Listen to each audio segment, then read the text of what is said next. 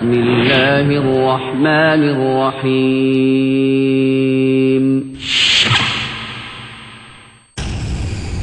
ومن أحسن قولا ممن دعا إلى الله وعمل صالحا وقال إنني من المسلمين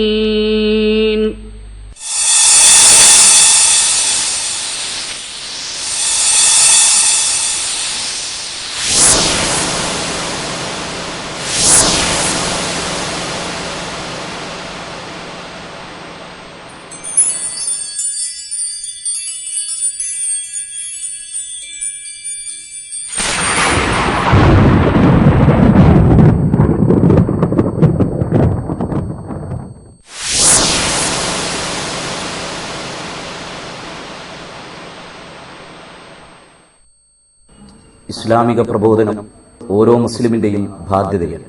ഈ ബാധ്യത നിർവഹിക്കുന്നതിനു വേണ്ടിയുള്ള ഒരു കൂട്ടായ്മയാണ് Niche of truth.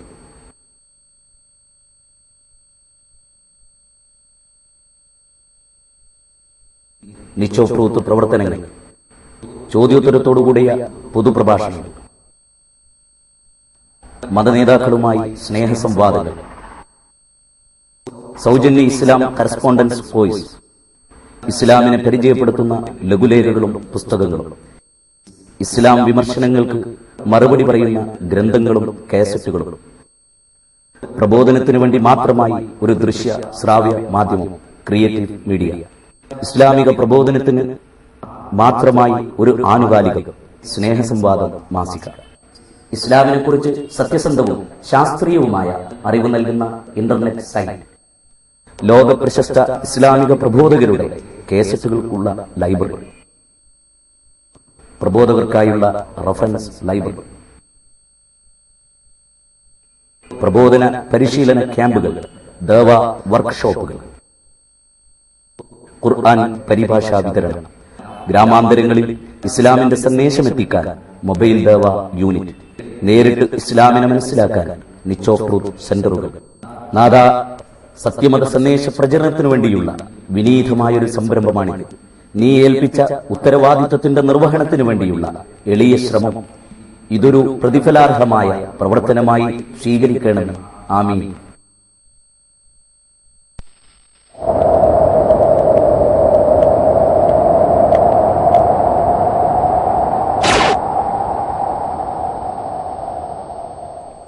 Thomas Alva Edison ലോകത്തിലെ മികച്ച ശാസ്ത്രജ്ഞരിൽ ഒരാൾ. അദ്ദേഹം ബൾബ് കണ്ടെത്തിയിട്ട് 1.25 നൂറ്റാണ്ട് കഴിഞ്ഞു. ഇന്ന് നമുക്കത് അത്യന്താപേക്ഷിതമായി കഴിഞ്ഞു.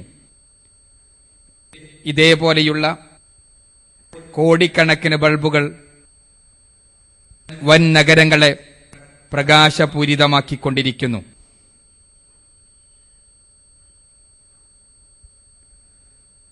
നമ്മുടെ ഈ നാഗരികതയുടെ തന്നെ ഏറ്റവും പ്രധാനപ്പെട്ട ചിഹ്നങ്ങളിലൊന്നാണ് പ്രകാശം. നഗരങ്ങൾ പ്രകാശപൂരിതമാണ്. ഗ്രാമങ്ങളും അങ്ങനെ തന്നെ.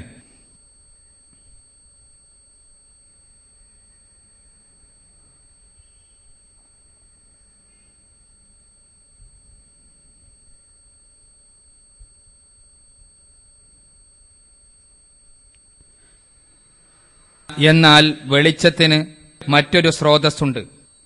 ഇരുളിൽ ലഘുവായ വെളിച്ചം വിതറുന്ന ഇവയിലേക്ക് നമ്മുടെ ശ്രദ്ധ തിരിക്കുക.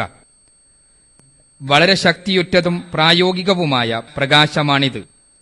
എന്നാൽ നമ്മുടെ ബൾബിലേതിൽ നിന്ന് തികച്ചും വ്യത്യസ്തമാണ് ഇതിന്റെ സ്രോതസ്. യഥാർത്ഥത്തിൽ ഇതൊരു വസ്തുവല്ല, ഒരു ജീവിയാണ്. മിന്നാമിനുങ്ങ് അഥവാ ഫയർഫ്ലൈ. ഈ ലഘുജീവി സ്വന്തം ശരീരത്തിൽ നിന്ന് പ്രകാശം ഉൽപ്പാദിപ്പിക്കുന്നു. ഒരു ബൾബിൽ ഊർജത്തിന്റെ 10% മാത്രം പ്രകാശമായി മാറി ബാക്കിയുള്ള 90% ചൂടുരൂപത്തിൽ നഷ്ടപ്പെടുകയാണ് ചെയ്യുന്നത്. എന്നാൽ മിന്നാമിനുങ്ങിൽ ഏതാണ്ട് 100% രാസ ഊർജവും പ്രകാശ ഊർജമായി മാറ്റപ്പെടുകയാണ്. അതിന്റെ പ്രകാശോദ്ദീപക വ്യവസ്ഥയുടെ കുറ്റമറ്റ പ്രവർത്തനമാണിതിന് കാരണം. അതിന്റെ ശരീരത്തിൽ ലൂസിഫറിൻ എന്ന ഒരു രാസപദാർത്ഥവും ലൂസിഫറേസ് എന്ന ഒരു എൻസൈമും ഉണ്ട്.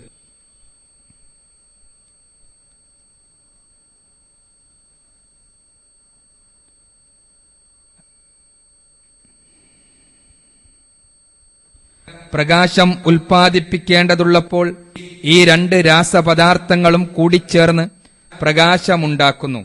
ഈ സങ്കീർണ തന്മാത്രകൾ പ്രകാശോദ്ദീപനത്തിനായി പ്രത്യേകമായി ഡിസൈൻ ചെയ്യപ്പെട്ടവയാണ്. ഈ തന്മാത്രകളുടെ ഓരോ ആറ്റത്തിന്റെ സ്ഥാനവും പ്രകാശോദ്ദീപനത്തിനുദ്ദേശിച്ചുള്ളവയാണ്.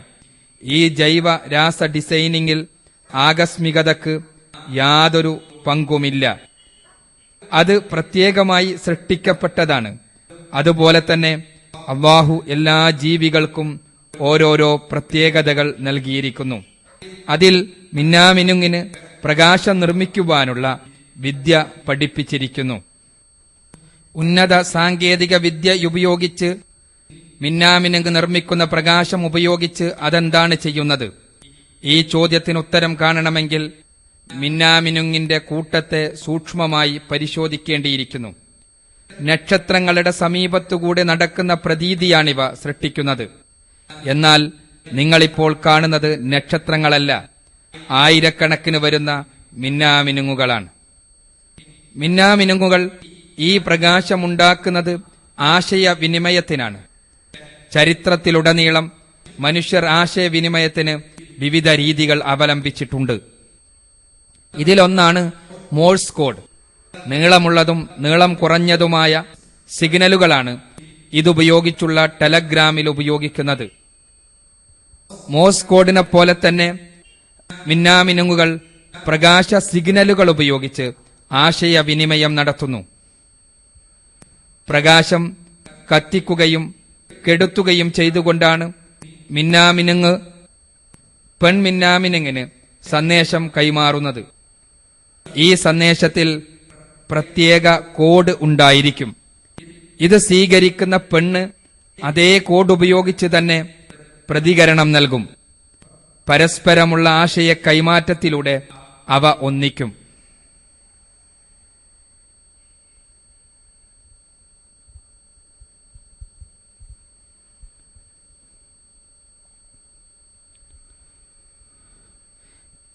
ജനനം മുതൽ ഓരോ മിന്നാമിനുങ്ങിനും സന്ദേശമയക്കുകയും വായിച്ചെടുക്കുകയും ചെയ്യുന്ന രീതികൾ അറിയാം. ചുരുക്കത്തിൽ നാം കാണുന്ന ആയിരക്കണക്കിന് മിന്നാമിനുങ്ങുകളുടെ കൂട്ടം ഡിസൈനിങ്ങിന്റെ അത്ഭുതങ്ങളാണ്. ഈ അസാധാരണ വ്യവസ്ഥയുടെ സ്രഷ്ടാവ് അല്ലാഹു മാത്രമാണ്. അവനാണല്ലോ എല്ലാ ജീവികളുടെയും നാഥൻ.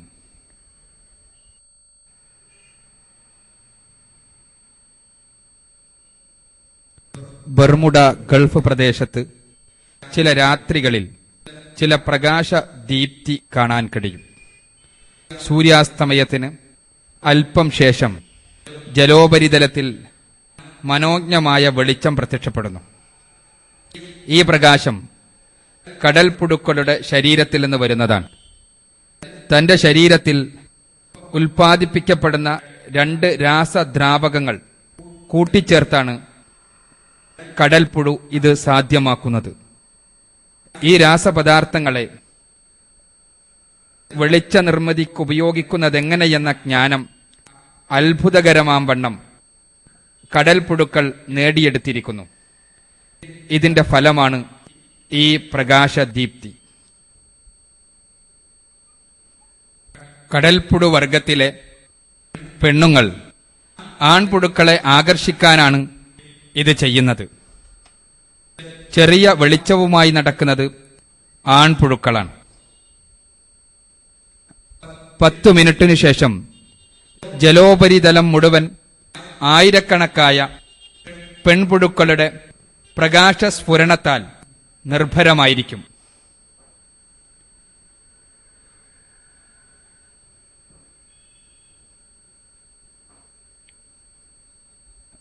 മേഘക്കീറുകളെ വകഞ്ഞുമാറ്റി ചന്ദ്രൻ പ്രത്യക്ഷപ്പെട്ട് വെള്ളത്തെ പ്രദീപ്തമാക്കിയാൽ സമുദ്രത്തിനടിയിലേക്ക് കടൽപ്പുഴുക്കൾ ഉൾവലിയും. 20 മിനിറ്റിനുള്ളിൽ ഈ പ്രദർശനം പൂർണ്ണമായും കഴിയും.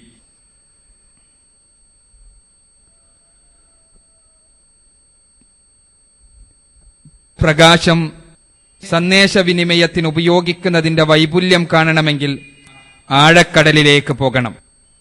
ഈ സബ്മറൈൻ 600 മീറ്ററിലേറെ ആഴത്തിൽ പോകാൻ പ്രത്യേകമായി സജ്ജമാക്കപ്പെട്ടതാണ്. സൂര്യരശ്മികൾക്ക് 200 മീറ്ററിലേറെ പോകാനാവില്ല. ഇതാണ് ഭൂമിയിലെ തന്നെ ഏറ്റവും അന്ധകാര നിബിഡമായ പ്രദേശം. ഇവിടെ മർദ്ദം സമുദ്രനിരപ്പിനേക്കാൾ 20 മടങ്ങ് അധികമായിരിക്കും. ഈ അവസ്ഥയിൽ ഒരു ജീവിവർഗത്തിനും ജീവിക്കാനാവുകയില്ലെന്നായിരിക്കും നാം കരുതുക. എന്നാൽ അടിത്തട്ടിന്റെ പുറത്തുനിന്ന് വെളിച്ചത്തിന്റെ സിഗ്നൽ കൊടുത്താൽ കൗതുകകരമായ ചിത്രമാണ് പുറത്തു വരിക. പ്രകാശത്തോട് പ്രകാശം കൊണ്ട് പ്രതികരിക്കുന്ന, ആശയവിനിമയം നടത്തുന്ന, ഇരുളിൽ പ്രകാശം പരത്തുന്ന ജീവികളെയാണ് നാം കാണുക. ഈ ജീവികളെ ക്ലോസപ്പിൽ നോക്കിയാൽ അല്ലാഹുവിന്റെ സൃഷ്ടി വൈഭവത്തിന്റെ മഹോന്നത കലകൾ നമുക്ക് കാണാനാകും. ഈ ചുവന്ന പ്രകാശം പ്രസരിപ്പിക്കുന്നത് ഒരുതരം ജെല്ലി ഫിഷ് ആണ്. മറ്റൊരു ജെല്ലി ഫിഷ് വർഗം നോക്കുക. ഇത് ഒരു ആർട്ട് ഗാലറിയുടെ പ്രതീതിയാണ് ജനിപ്പിക്കുന്നത്. താഴെ നിന്നുള്ള പ്രകാശം കെടുത്തിയാലാണ് ഈ കാഴ്ചയുടെ മനോഹാരിത മുഴുവനായും നമുക്കനുഭവിക്കുവാൻ സാധിക്കുക. സ്വയം പ്രകാശം നിർമ്മിക്കുന്ന മറ്റൊരു അത്ഭുതകരമായ ജീവിയെയാണ് നാം ഇവിടെ കാണുന്നത്. പ്രകാശം ചൊരിഞ്ഞുകൊണ്ട് നീന്തിക്കൊണ്ടിരിക്കുന്ന മറ്റൊരു കടൽ ജീവി. ഈ വെളിച്ചം എന്തിനെയാണ് സൂചിപ്പിക്കുന്നത് എന്ന് നമുക്ക് പൂർണ്ണമായി മനസ്സിലാക്കാനായിട്ടില്ല.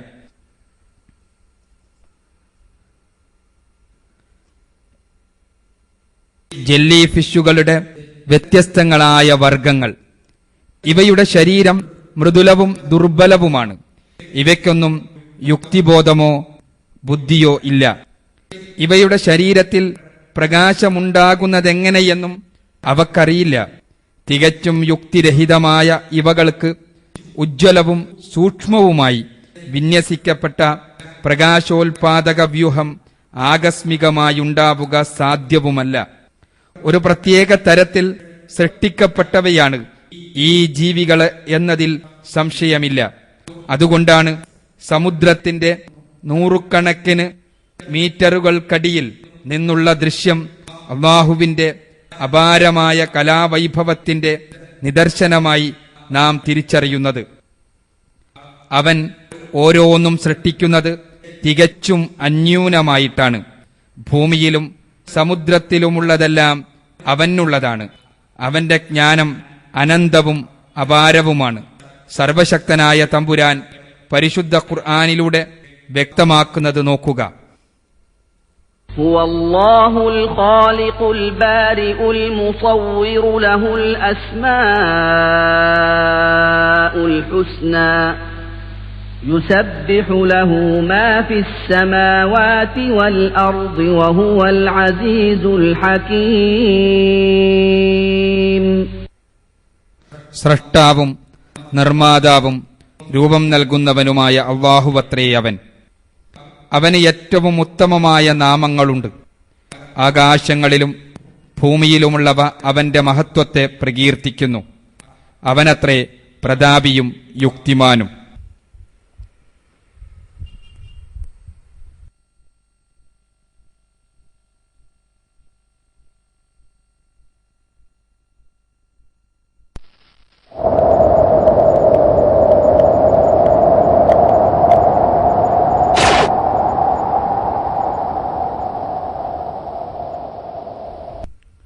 എട്ടുകാലി നമുക്കെല്ലാം അറിയാവുന്ന സരളമായ ഒരു ജീവി.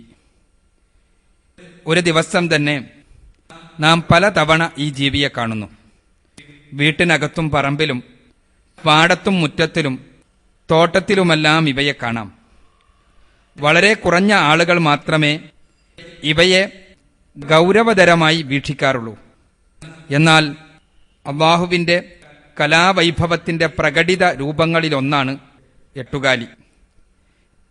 ഇവയെ അല്പം കൂടി അടുത്ത് കണ്ടാലേ ഇക്കാര്യം നമുക്കറിയാനാവൂ. എട്ടുകാലിയെക്കുറിച്ച് ചിന്തിക്കുമ്പോൾ ആദ്യമായി നമ്മുടെ മനസ്സിലെത്തുക എട്ടുകാലി വലകളാണ്.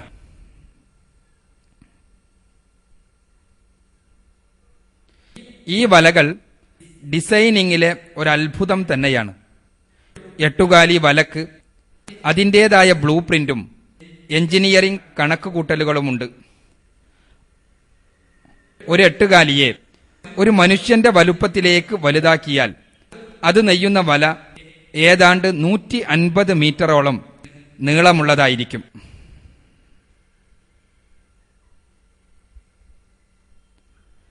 ഇത് 50 നിലകളുള്ള ഒരു അമ്പരചുംബി കെട്ടിടത്തിന് സമാനമാണ്. 50 നിലയുടെ ഒരു ചിലന്തി വല നിർമ്മിക്കപ്പെട്ടാൽ അതിന് ജംബോ ജെറ്റിനെ പിടിച്ചു നിർത്താനാവും. ഈ സ്വഭാവ സവിശേഷതകളുള്ള വല നെയ്യാൻ എട്ടുകാലിക്ക് കഴിയുന്നത് എങ്ങനെയാണ്? ഇക്കാര്യത്തിൽ വിജയിക്കണമെങ്കിൽ ഇതിന് ഒരു ബ്ലൂ പ്രിന്റ് ആവശ്യമാണ്. ഏതോ ഒരു എഞ്ചിനീയർക്കും ഇത് ആവശ്യമാണല്ലോ.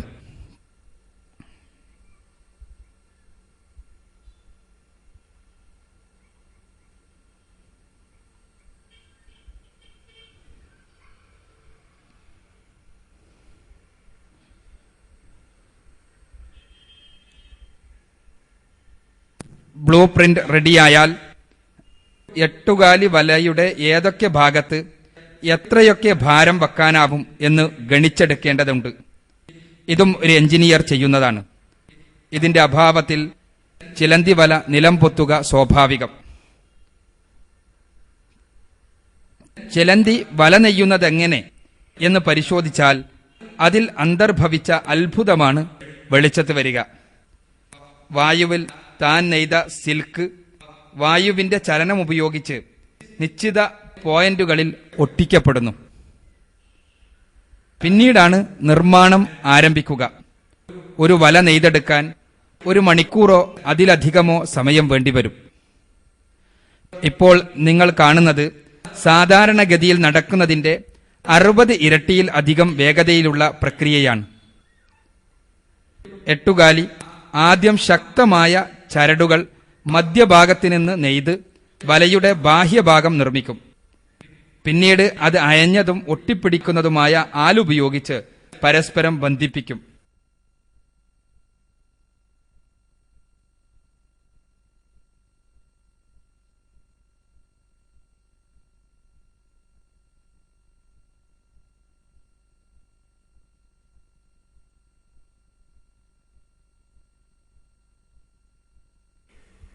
ഇപ്പോൾ കെണി ഒരുങ്ങിക്കഴിഞ്ഞു.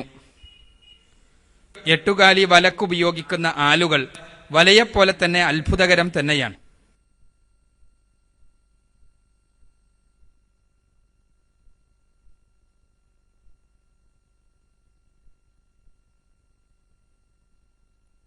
തുല്യ വലുപ്പത്തിലുള്ള സ്റ്റീൽ ചരടിനേക്കാൾ 5 ഇരട്ടി ശക്തിയുള്ളതാണ് എട്ടുകാലിയുടെ സിൽക്ക്.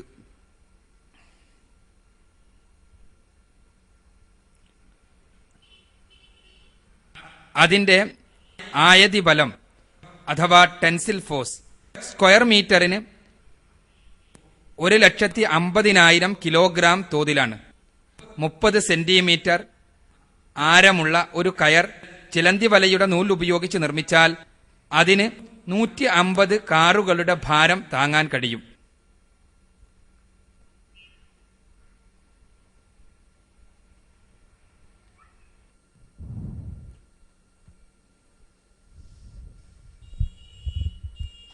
കെൽവാർ എന്നറിയപ്പെടുന്ന വെടിയുണ്ട ഏൽക്കാത്ത ജാക്കറ്റ് നിർമ്മിക്കുന്നതിന് ഉപയോഗിച്ച വസ്തു ശാസ്ത്രകാരന്മാർ നിർമ്മിച്ചത് എട്ടുകാലിയുടെ നൂലിനെ മോഡലാക്കിയാണ്.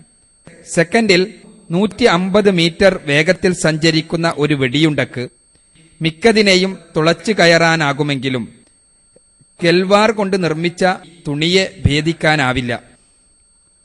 എട്ടുകാലി നൂൽ കെൽവാറിനേക്കാൾ 10 മടങ്ങിലേറെ ശക്തമാണ്.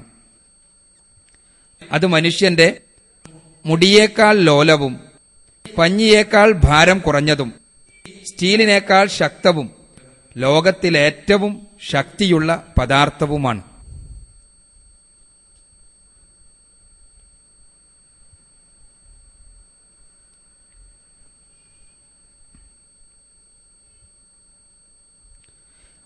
മനുഷ്യന് ലഭ്യമായ ഏറ്റവും ശക്തമായ പദാർത്ഥങ്ങളിലൊന്നായ സ്റ്റീൽ ഉൽപാദനം ഒരു വൻ വ്യവസായ സംരംഭം തന്നെയാണ്. അയിരുരുക്കുന്ന മൂശയിൽ ആയിരക്കണക്കിന് ഡിഗ്രി ചൂടാക്കുന്ന പ്രക്രിയയാണ് ഇതോടനുബന്ധിച്ച് നടത്തപ്പെടുന്നത്. നല്ല പ്രതിരോധമുള്ളതും ഉയർന്നതും വിപുലവുമായ കെട്ടിടങ്ങൾ, പാലങ്ങൾ എന്നിവയിൽ ഉപയോഗിക്കാവുന്നതാണ് സ്റ്റീൽ.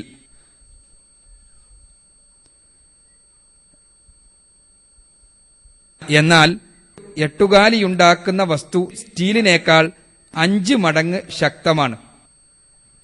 എന്നാൽ അതിന് അയിരുരുക്കുന്ന മൂശയോ സാങ്കേതിക വിദ്യയോ ആവശ്യമില്ല. ഇത്ര ചെറിയൊരു ജീവിക്ക് സ്റ്റീലിനേക്കാൾ ബലമുള്ള നൂല് നിർമ്മിക്കാനും അതുപയോഗിച്ച് എഞ്ചിനീയർമാരെക്കാൾ വിദഗ്ധമായ വല നിർമ്മിക്കാനും കഴിയുന്നുവെന്നത് അത്ഭുതകരം തന്നെയാണ്.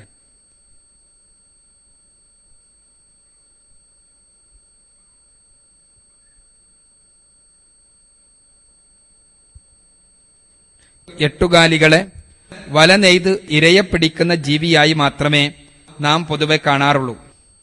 എന്നാൽ ഈ സ്പീഷീസിന്റെ പേര് ഡിനോപിസ് എന്നാണ്. ഇത് തന്റെ വലയിൽ ഇര വന്ന് വീഴുന്നതിന് കാത്തു നിൽക്കാതെ ചലിക്കുന്ന ഒരു കെണിയാണ് നിർമ്മിക്കുക. മിനിറ്റിൽ 200 ബ്രസ്റ്റ് സ്ട്രോക്ക് എന്ന തോതിലാണ് അതിനനുസൃതമായ പ്രത്യേക നൂലുകൾ ഇവ നിർമ്മിക്കുന്നത്. ഒരു ബൗദ്ധിക പ്ലാനിലെന്ന വണ്ണം ആലുകൾ പരസ്പരം ചേർക്കപ്പെടുന്നു. അപ്പോൾ മാരകമായ കെണി റെഡിയായി. കീടങ്ങൾ സാധാരണ നീങ്ങാറുള്ള സ്ഥലങ്ങളിൽ കെണിയൊരുക്കി അവ കാത്തിരിക്കുന്നു. അവയുടെ സൂക്ഷ്മമായ നയനങ്ങൾ ചെറിയൊരു ചലനം പോലും തിരിച്ചറിയാൻ കഴിവുറ്റതാണ്.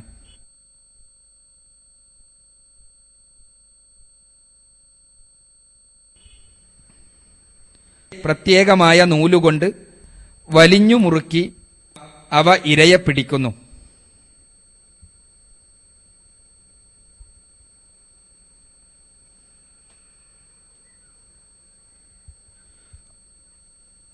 ഒറ്റ രാത്രിയിൽ തന്നെ ഒന്നിലേറെ ഇരയെ പിടിക്കുന്നു ഇവ.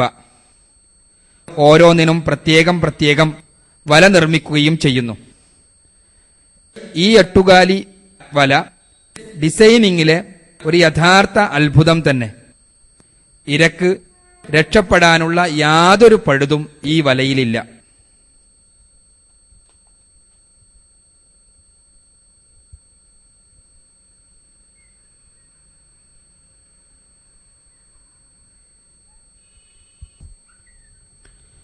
ബോളാസ് എന്ന ഇനം എട്ടുകാലിയുടെ ഇരതേടൽ രീതിയും സൃഷ്ടിയിലെ അത്ഭുതങ്ങളിലൊന്നാണ്.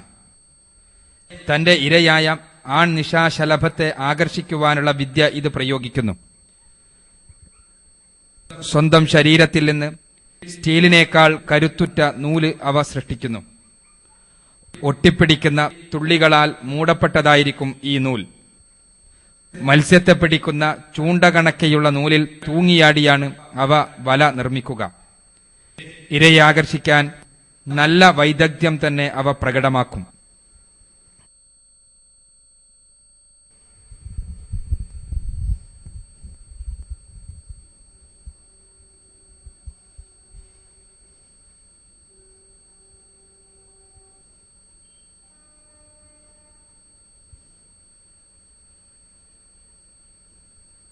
പെൺനിശാശലഭം ആണിനെ ആകർഷിക്കാനായി രാസസൂചകങ്ങൾ അഥവാ ഫെറോമോണുകൾ ഉപയോഗിക്കുന്നു.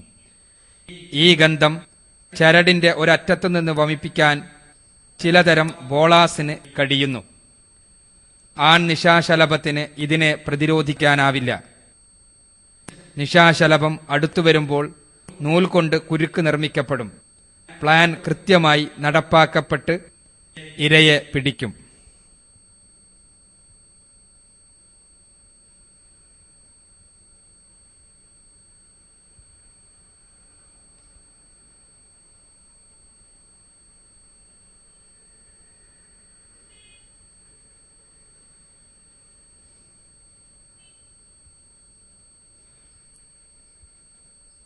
നിശാശലഭത്തെ പിടിക്കുവാൻ വേണ്ടിയുള്ള ബോളാസ് എട്ടുകാലിയുടെ പരിശ്രമങ്ങളും അവസാനം ഇര കുടുങ്ങുന്നതുമാണ് നാം കണ്ടുകൊണ്ടിരിക്കുന്നത്.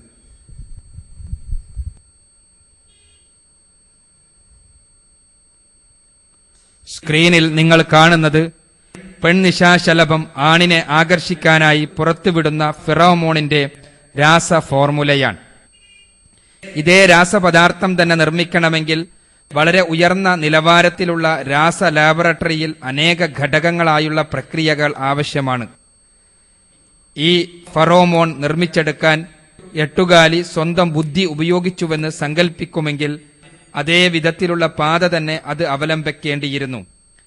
ഒരു പെൺ നിശാശലഭത്തെ കണ്ടെത്തി പഠിച്ച് അത് ആണിനെ ആകർഷിക്കുവാനുള്ള വിദ്യ കണ്ടെത്തണം. പെൺ നിശാശലഭത്തിൽ നിന്നുള്ള ഫെറോമോണിന്റെ സാമ്പിൾ എടുത്ത് അതിന്റെ ഫോർമുല കണ്ടെത്തണം. തൽഫലമായുണ്ടാകുന്ന രാസപദാർത്ഥം കുരുക്കിന്റെ അറ്റത്ത് വെച്ചുപിടിപ്പിക്കണം. ഈ കൊച്ചൊട്ടുകാലിക്ക് അതിനുള്ള ബുദ്ധിയോ ഇത്ര വിപുലമായ രാസപ്രക്രിയകൾ അറിയാനുള്ള വിദ്യാഭ്യാസമോ ഇല്ല. എന്നിട്ടും എങ്ങനെയാണ് ഒരു രസതന്ത്രജ്ഞനെപ്പോലെ ഒരു എട്ടുകാലി ഫെറോമോൺ നിർമ്മിക്കുന്നത്? ഈ ഫെറോമോൺ ചരടിന്റെ അറ്റത്ത് ഒട്ടിച്ചുവെക്കാൻ അതിന് കഴിയുന്നത് എങ്ങനെയാണ്? അത്തരം ചോദ്യങ്ങൾ വ്യക്തമായ സത്യത്തിലേക്ക് നമ്മെ നയിക്കുന്നു. നിശാശലഭം നിർമ്മിക്കുന്ന ഫെറോമോണുകളും അതിനെ ഇരതേടാൻ ഉപയോഗിക്കുന്ന എട്ടുകാലി വൈദഗ്ധ്യവും അള്ളാഹുവിനാൽ സജ്ജമാക്കപ്പെട്ടതാണ്. ഈ ഉദാഹരണങ്ങൾ അള്ളാഹുവിന്റെ സൃഷ്ടി വൈഭവത്തെ ഒരിക്കൽ കൂടി പ്രകടമാക്കുന്നു. അവനാണല്ലോ പ്രപഞ്ചം മുഴുക്കയും അതിലെ ജീവജാലങ്ങളുടെയും നാഥൻ.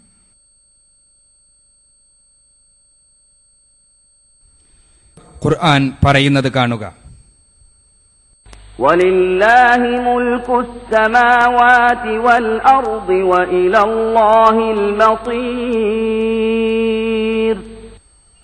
അള്ളാഹുവിനാകുന്നു ആകാശങ്ങളുടെയും ഭൂമിയുടെയും ആധിപത്യം. അള്ളാഹുവിങ്കലേക്ക് തന്നെയാണ് മടക്കവും.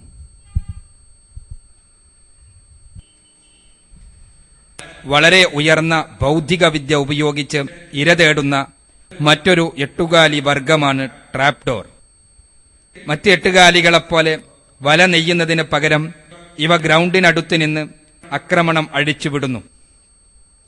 ആദ്യം ഇത് ഗ്രൗണ്ടിൽ കുഴിയുണ്ടാക്കി അതിനു ചുറ്റും സിൽക്ക് കൊണ്ടും മണ്ണുകൊണ്ടും മൂടും.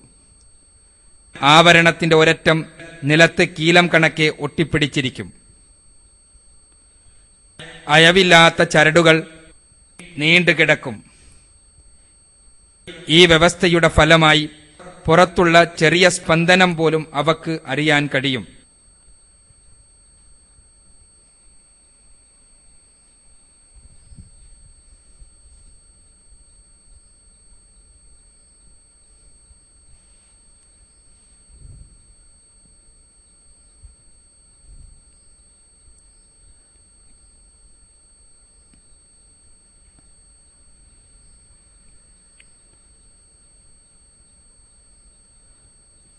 കെണി ഇപ്പോൾ റെഡിയായി കഴിഞ്ഞു. എന്തെങ്കിലും തെറ്റായത് സംഭവിക്കുന്നു എന്ന് പോലും അറിയാതെ ജീവി എട്ടുകാലിക്കിരയാവുന്നു. ആത്മവിശ്വാസത്തോടെ ഒരു പുഷ്പത്തിന്റെ മുകളിലൂടെ നടക്കുകയാണ് ജീവി. ഈ പുഷ്പം എട്ടുകാലിയുടെ കെണിയാണ്. ചിന്താശേഷിയില്ലാത്ത ഒരു എട്ടുകാലിക്ക് കെണിയുണ്ടാക്കുവാനുള്ള ആശയവും പുറത്തുനിന്നുള്ള മുന്നറിയിപ്പ് പിടിച്ചെടുക്കുവാനുള്ള സംവിധാനവും എങ്ങനെ കൈവരിക്കാൻ കഴിഞ്ഞു? ഗ്രൗണ്ടിലെ പൂക്കളെ അനുകരിച്ചുകൊണ്ട് കെണിയൊരുക്കുവാനും ഒളിച്ചിരിക്കുവാനും അവയെ പഠിപ്പിച്ചതാരാണ്? ഈ ജീവിവർഗത്തിലെ ഓരോ എട്ടുകാലിയും അതിന്റെ വേട്ടയാടൽ രീതി അറിഞ്ഞാണ് ജനിച്ചു വീഴുന്നത് എന്ന കാര്യവും ശ്രദ്ധേയമാണ്.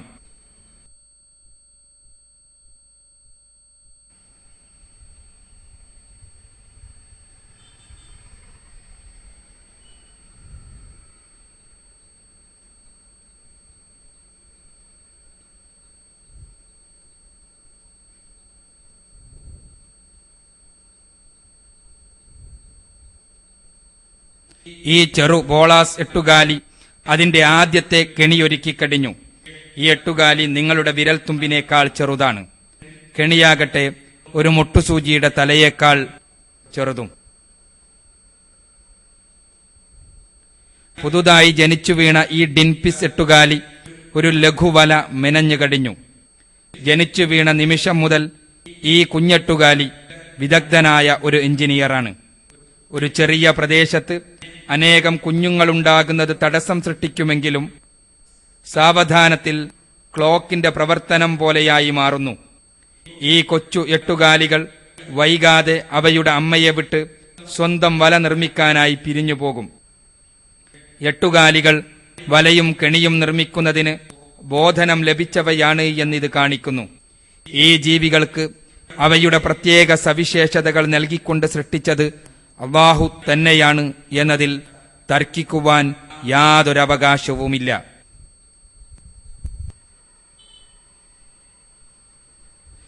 ഓരോ ജീവിവർഗത്തിനും അവയുടേതായ പ്രകൃതം നൽകുകയും ആവശ്യമായ മാർഗദർശനം നൽകുകയും ചെയ്തവനായിട്ടാണ് അല്ലാഹുവിനെ പരിശുദ്ധ ഖുർആൻ പരിചയപ്പെടുത്തുന്നത്. قال ربنا الذي أعطى كل شيء خلقه ثم هدى അദ്ദേഹം പറഞ്ഞു, ഓരോ വസ്തുവിനും അതിന്റെ പ്രകൃതം നൽകുകയും എന്നിട്ടതിന് വഴി കാണിക്കുകയും ചെയ്തവനാരോ അവനത്രേ ഞങ്ങളുടെ രക്ഷിതാവ്.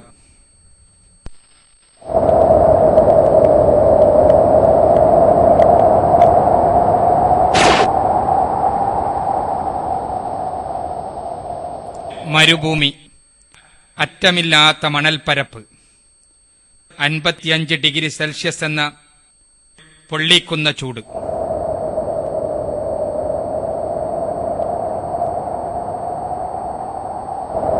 ശ്വസിക്കാൻ പോലും പ്രയാസം സൃഷ്ടിക്കുന്ന മണൽക്കാറ്റ്, എല്ലാറ്റിനെയും മറയ്ക്കുകയും വിഴുങ്ങുകയും ചെയ്യുന്ന മണൽക്കാറ്റ്.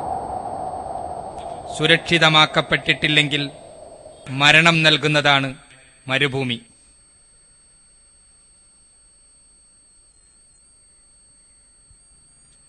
ഇവിടേക്കു വേണ്ടി പ്രത്യേകമായി നിർമ്മിക്കപ്പെട്ട വാഹനങ്ങൾക്ക് മാത്രമേ മരുഭൂമിയുടെ വെല്ലുവിളികളെ അതിജീവിച്ച് നിലനിൽക്കാനാവുകയുള്ളൂ. മണൽക്കാറ്റിനെ തൃണവൽഗണിക്കാനും മരുഭൂമിയുടെ ഇതര ഭീഷണികളെ നേരിടാനുമുതകുന്ന വാഹനങ്ങൾ തന്നെ നിർമ്മിക്കപ്പെടണം. കുറഞ്ഞ ഇന്ധനവും കുറഞ്ഞ വെള്ളവും ഉപയോഗിച്ചുകൊണ്ട് ദീർഘദൂരം യാത്ര ചെയ്യുകയും വേണം. ഈ വിഷമകരമായ അവസ്ഥകളെയൊക്കെ തരണം ചെയ്യുന്ന ഒരു ജീവിയുണ്ട്, ഒട്ടകം.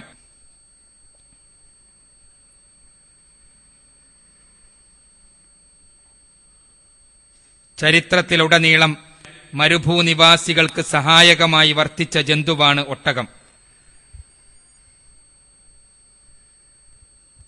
മറ്റ് ജീവികൾക്ക് മരുഭൂമിയിലെ ചൂട് മാരകമായിരിക്കും. ഏതാനും ഷഡ്പദങ്ങൾ, ഇഴജന്തുക്കൾ, ചെറുജന്തുക്കൾ എന്നിവയൊഴികെയുള്ളവക്ക് ഇവിടെ കഴിയാനാവില്ല. മരുഭൂമിയിൽ അതിജീവന സാധ്യതയുള്ള ഒരേ ഒരു വലിയ മൃഗം ഒട്ടകം മാത്രമാണ്. ഒട്ടകത്തെ അല്ലാഹു മരുഭൂമിയിൽ ജീവിച്ച് മനുഷ്യനെ സേവിക്കാനുതകും വിധമാണ് സൃഷ്ടിച്ചിരിക്കുന്നത്.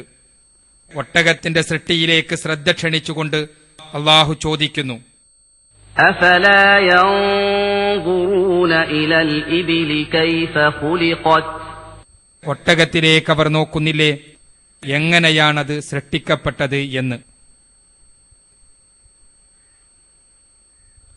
ഒട്ടകം സൃഷ്ടിക്കപ്പെട്ടതെങ്ങനെയെന്ന് നിരീക്ഷിച്ചാൽ അവയുടെ ഓരോ അംശവും സൃഷ്ടിയുടെ അത്ഭുതമായി നമുക്ക് മനസ്സിലാവും.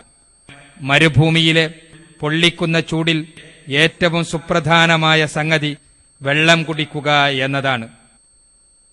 അറ്റമില്ലാത്ത മണൽപ്പരപ്പിൽ ഭക്ഷണം കിട്ടാനും വിഷമമാണ്. വിശപ്പും ദാഹവും ധാരാളമായി നേരിടാനുതകുന്ന ജീവികൾക്ക് മാത്രമേ അവിടെ കഴിയാനാവുകയുള്ളൂ. ഇതിനുതകുന്ന വിധമാണ് ഒട്ടകത്തിന്റെ സൃഷ്ടിപ്പ്. 50 ഡിഗ്രി സെന്റിഗ്രേഡ് ചൂടിൽ വെള്ളവും ഭക്ഷണവുമില്ലാതെ 8 ദിവസത്തോളം കഴിയാൻ ഒട്ടകത്തിന് കഴിയും. ഈ നീണ്ട കാലയളവിൽ വെള്ളം കിട്ടാത്ത ഒട്ടകം വെള്ളത്തിന്റെ സ്രോതസ് കണ്ടെത്തിക്കഴിഞ്ഞാൽ അത് ധാരാളമായി ശേഖരിക്കുന്നു. അതിനുമുള്ള കഴിവ് ഒട്ടകത്തിനുണ്ട്. 10 മിനിറ്റിനകം തന്നെ തന്റെ ശരീരഭാരത്തിന്റെ 1/3 ഭാഗം കുടിച്ചു തീർക്കാൻ ഒട്ടകത്തിന് കഴിയും. അതായത് 130 ലിറ്റർ ഒറ്റയടിക്ക് അവ അകത്താക്കും.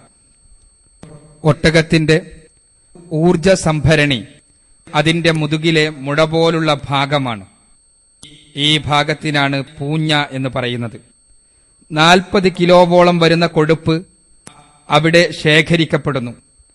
ഇതിന്റെ സഹായത്താൽ ഒട്ടകത്തിന് ഭക്ഷണം കഴിക്കാതെ ദിവസങ്ങളോളം യാത്ര ചെയ്യാനാവും. മരുഭൂമിയിലെ മിക്ക ഭക്ഷ്യ സ്രോതസ്സുകളും വരണ്ടതും മുള്ളുള്ളതുമായിരിക്കും. എന്നാൽ ഒട്ടകത്തിന്റെ ദഹന വ്യവസ്ഥ ഇതിനെ സ്വാംശീകരിക്കാൻ പോന്നതാണ്. ഒട്ടകത്തിന്റെ നാവും പല്ലും മൂർച്ചയുള്ള മുള്ളുപോലും എളുപ്പം ഉപയോഗിക്കാൻ പോന്ന വിധത്തിലുള്ളതാണ്.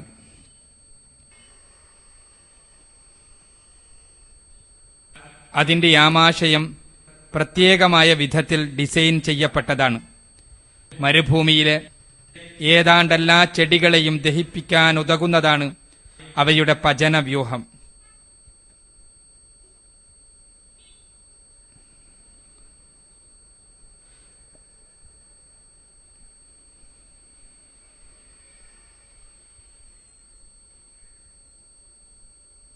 മരുഭൂമിയിലെ കാറ്റ് പെട്ടെന്നാണ് ഉയരുക. അടിച്ചു വീശുന്ന മണ്ണ് ശ്വാസം മുട്ടും അന്ധതയുമുണ്ടാക്കും. ഈ വിഷമാവസ്ഥയെ നേരിടാൻ പ്രത്യേക സംരക്ഷണ വ്യവസ്ഥ ഒട്ടകത്തിൽ അല്ലാഹു നിർമ്മിച്ചിരിക്കുന്നു. ഒട്ടകത്തിന്റെ കൺപാളി കണ്ണിനെ പൂഴിയിൽ നിന്നും പൊടിയിൽ നിന്നും സംരക്ഷിക്കുന്നു. എന്നാൽ സുതാര്യമായതിനാൽ കണ്ണടച്ചു പിടിച്ചാലും കാഴ്ചശക്തി ലഭിക്കുന്നു ഒട്ടകത്തിന്. നീണ്ടതും കട്ടിയുള്ളതുമായ കൺപീലികൾ കണ്ണിൽ മണ്ണും പൊടിയും അകപ്പെടുന്നതിൽ നിന്നും തടയുന്നു. ഒട്ടകത്തിന്റെ മൂക്കിനും ചില പ്രത്യേകതകളുണ്ട്. മണൽക്കാറ്റടിക്കുമ്പോൾ നാസാരന്ധ്രങ്ങൾ പ്രത്യേക മൂടികൾ ഉപയോഗിച്ച് അടക്കാൻ അവക്ക് കഴിയും. മണലിൽ കൊണ്ടുപോവുക എന്നതാണ് മരുഭൂമിയിലൂടെ സഞ്ചരിക്കുന്ന ഏതൊരു വാഹനവും അഭിമുഖീകരിക്കുന്ന പ്രധാനപ്പെട്ട അപകടം.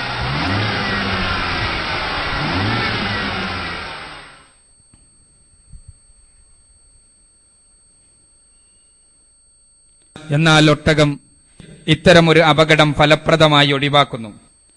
100 കണക്കിന് കിലോ ഭാരം അവ വഹിക്കുന്നുവെങ്കിലും അവയുടെ പ്രത്യേകമായി നിർമ്മിച്ച കാലുകൾ അവയെ സംരക്ഷിക്കുന്നു. ജന്തുവിന്റെ വിശാലമായ കാൽവിരലുകൾ മണ്ണിൽ പൂണ്ടുപോകുന്നതിൽ നിന്ന് അവയെ തടഞ്ഞു നിർത്തുന്നു. കാൽവിരലുകൾ മഞ്ഞു ഷൂ പോലെയാണ് ഇവിടെ പ്രവർത്തിക്കുക. അവയുടെ നീണ്ട കാലുകൾ അവയുടെ ശരീരത്തെ മരുഭൂമിയിലെ പൊള്ളിക്കുന്ന ചൂടിൽ നിന്ന് ഉയർത്തി നിർത്തുന്നു. അവയുടെ ശരീരം കട്ടിയുള്ള ഒരു രോമാവരണത്താൽ പൊതിയപ്പെട്ടിരിക്കുന്നു. സൂര്യന്റെ കത്തുന്ന രശ്മികളിൽ നിന്നും സൂര്യാസ്തമയത്തിന് ശേഷമുള്ള മരുഭൂമിയിലെ തണുപ്പിൽ നിന്നും അവയെ ഇത് സംരക്ഷിക്കുന്നു. അവയുടെ ശരീരത്തിലെ ചില ഭാഗങ്ങൾ കട്ടിയുള്ള സംരക്ഷണ കല കൊണ്ട് ആവരണം ചെയ്യപ്പെട്ടിരിക്കുന്നു. ഇത് അവയുടെ പുറംതൊലിയെ പൊള്ളുന്നതിൽ നിന്ന് സംരക്ഷിക്കുന്നു. ഇത്തരം പുറംതൊലികളുമായാണ് ഒട്ടകം ജനിക്കുന്നത് തന്നെ. ഒട്ടകത്തിന്റെ സൃഷ്ടിപ്പിലെ സമ്പൂർണതയാണ് ഇവയൊക്കെ പ്രകടമാക്കുന്നത്. നാം ഇവിടെ നിരീക്ഷിച്ച ഒട്ടകത്തിന്റെ വിവിധ സവിശേഷതകളെ നമുക്കൊന്നുകൂടി പരിശോധിക്കുക. ദാഹം നേരിടാനുള്ള പ്രത്യേക വ്യവസ്ഥകൾ, ഭക്ഷണമില്ലാതെ ദീർഘനാൾ ജീവിക്കാൻ സഹായകമാക്കുന്ന പൂഞ്ഞ, മണ്ണിൽ കാല് പൂണ്ടുപോകാതിരിക്കാൻ ഉതകുമാറുള്ള പാദങ്ങൾ, മണൽക്കാറ്റിൽ നിന്ന് രക്ഷ നൽകുന്ന സുതാര്യമായ കൺപോളകളും കൺപീലികളും, നാസാരന്ധ്രത്തെ മണൽക്കാറ്റിൽ നിന്ന് സംരക്ഷിക്കുന്ന സംവിധാനങ്ങൾ, വായയുടെയും നാവിന്റെയും പല്ലിന്റെയും പ്രത്യേക ഘടന, മുള്ളുള്ള മരുഭൂസസ്യങ്ങൾ തിന്നുന്നതിനായി അനുകൂലനം ചെയ്യപ്പെട്ടത്, ഇവയൊക്കെ ദഹിപ്പിക്കുന്ന ഉജ്ജ്വലമായ ദഹനവ്യൂഹം, വമ്പിച്ച ചൂടിൽ നിന്ന് രക്ഷ നൽകുന്ന തൊലിയുടെ പ്രത്യേകമായ തടിപ്പ്, ചൂടും തണുപ്പും നേരിടാനുതകുന്ന പ്രത്യേകമായി നിർമ്മിതമായ രോമം, ഇവയൊന്നും തന്നെ പരിണാമ സിദ്ധാന്തത്തിന്റെ യുക്തി ഉപയോഗിച്ച് വിശദീകരിക്കാനാവുന്നതല്ല. ഇതെല്ലാം ഒരു സത്യത്തെ വിളംബരം ചെയ്യുന്നു. മരുഭൂമിയിൽ ജീവിക്കാനും അവിടുത്തെ ജനങ്ങളെ സേവിക്കാനും പ്രത്യേകമായാണ് ഒട്ടകം സൃഷ്ടിക്കപ്പെട്ടിരിക്കുന്നത് എന്ന സത്യം. സർവശക്തനായ തമ്പുരാന്റെ പ്രത്യേക സൃഷ്ടിയാണ് ഒട്ടകമെന്ന യാഥാർത്ഥ്യം.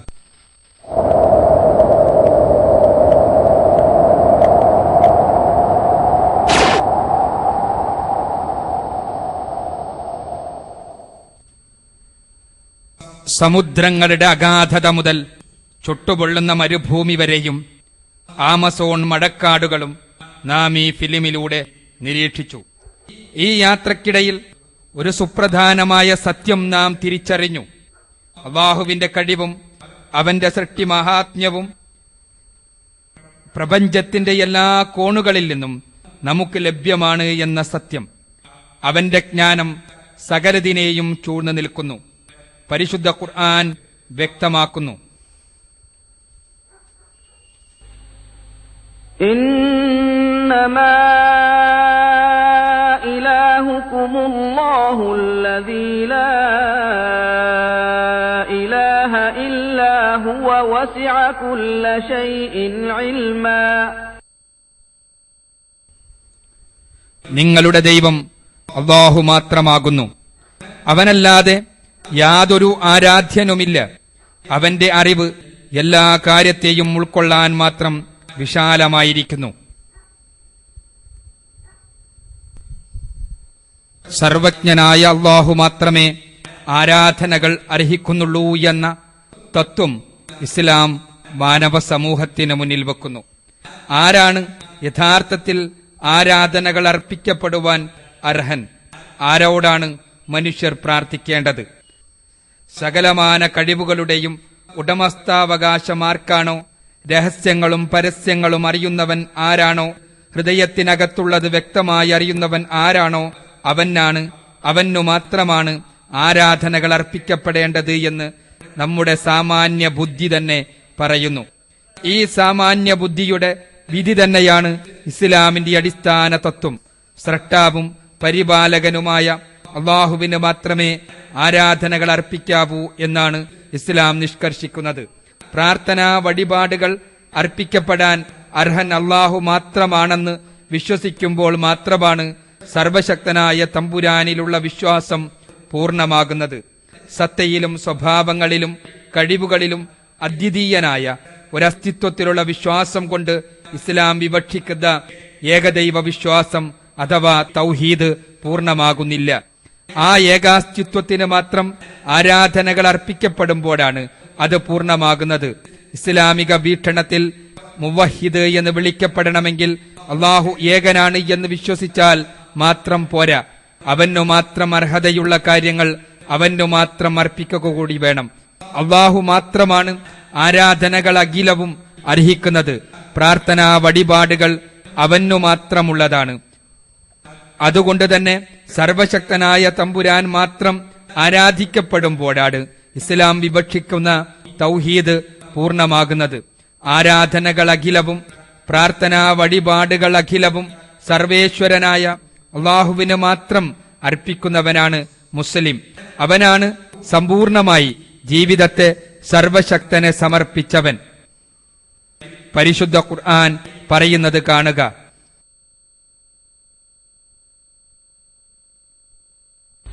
അല്ലാഹു അല്ലദീ ജഅല ലകുമുൽ ലൈല ലിതസ്കുനൂ ഫീഹി വന്നഹാറ മുബ്സിറാ إن الله لذو فضل على الناس ولكن أكثر الناس لا يشكرون ذلكم الله ربكم خالق كل شيء لا إله إلا هو فأنا تؤفكون അള്ളാഹുവാകുന്നു നിങ്ങൾക്ക് വേണ്ടി രാത്രിയെ നിങ്ങൾക്ക് ശാന്തമായി വസിക്കാൻ തക്കവണ്ണവും പകലിനെ വെളിച്ചമുള്ളതും ആക്കിയവൻ. തീർച്ചയായും അള്ളാഹു ജനങ്ങളോട് ഔദാര്യമുള്ളവനാകുന്നു. പക്ഷേ മനുഷ്യരിൽ അധിക പേരും നന്ദി കാണിക്കുന്നില്ല. അവനാകുന്നു നിങ്ങളുടെ രക്ഷിതാവും എല്ലാ വസ്തുക്കളുടെയും സൃഷ്ടികർത്താവുമായ അള്ളാഹു. അവനല്ലാതെ യാതൊരു ആരാധ്യനുമില്ല. എന്നിരിക്കെ നിങ്ങൾ എങ്ങനെയാണ് സന്മാർഗത്തിൽ നിന്ന് തെറ്റിക്കപ്പെടുന്നത്?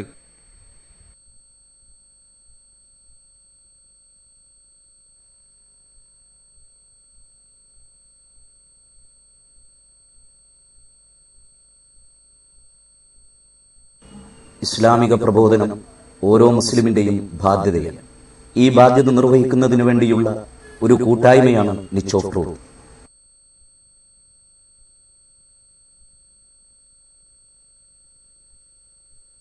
നിച്ച് ഓഫ് ട്രൂത്ത് പ്രവർത്തനങ്ങൾ, ചോദ്യോത്തരത്തോടുകൂടിയ പൊതുപ്രഭാഷണങ്ങൾ, മതനേതാക്കളുമായി സ്നേഹസംവാദങ്ങൾ,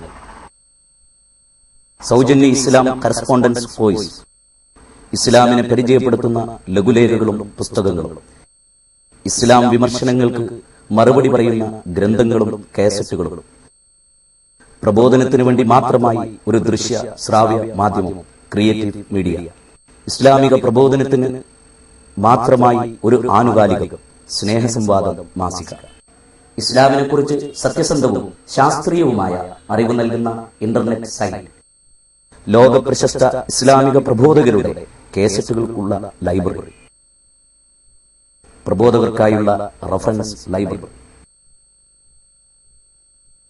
പ്രബോധന പരിശീലന ക്യാമ്പുകൾ, ദഅവ വർക്ക്ഷോപ്പുകൾ,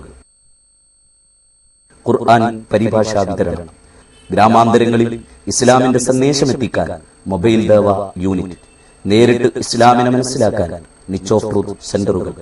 നാദ സത്യമത സന്ദേശ പ്രചരണത്തിനു വേണ്ടിയുള്ള വിനീതമായൊരു സംരംഭമാണിത്. നീ ഏൽപ്പിച്ച ഉത്തരവാദിത്വത്തിന്റെ നിർവഹണത്തിനു വേണ്ടിയുള്ള എളിയ ശ്രമം ഇതൊരു പ്രതിഫലാർഹമായ പ്രവർത്തനമായി സ്വീകരിക്കണമെന്ന്. ആമീൻ.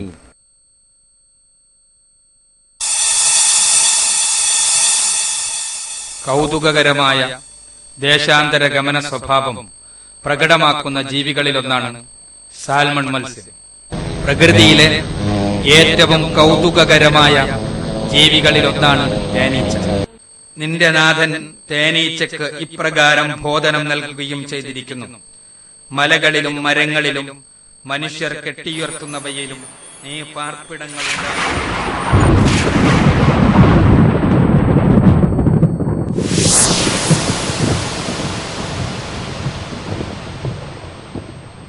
أولم يروا إلى الطير فوقهم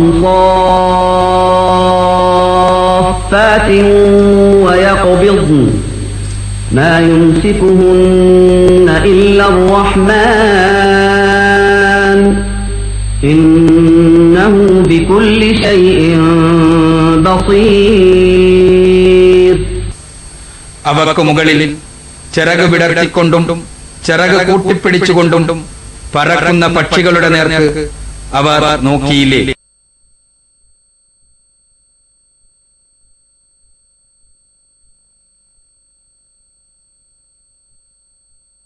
പ്രൊഫസർ ജെഫ്രി ബാദ പരിണാമവാദികളുടെ പ്രസിദ്ധീകരണമായ എർത്തിന്റെ 1998 ഫെബ്രുവരി ലക്കത്തിൽ ഇങ്ങനെ എഴുതി: 20ാം നൂറ്റാണ്ട് വിട പറയുന്ന ഇന്നും ഈ നൂറ്റാണ്ടിന്റെ തുടക്കത്തിൽ നമ്മുടെ മുന്നിലുണ്ടായിരുന്ന പ്രശ്നം പരിഹരിക്കപ്പെടാതെ തുടരുകയാണ്. ഭൂമിയിൽ എങ്ങനെയാണ് ജീവൻ ആവിർഭവിച്ചത് എന്ന പ്രശ്നം.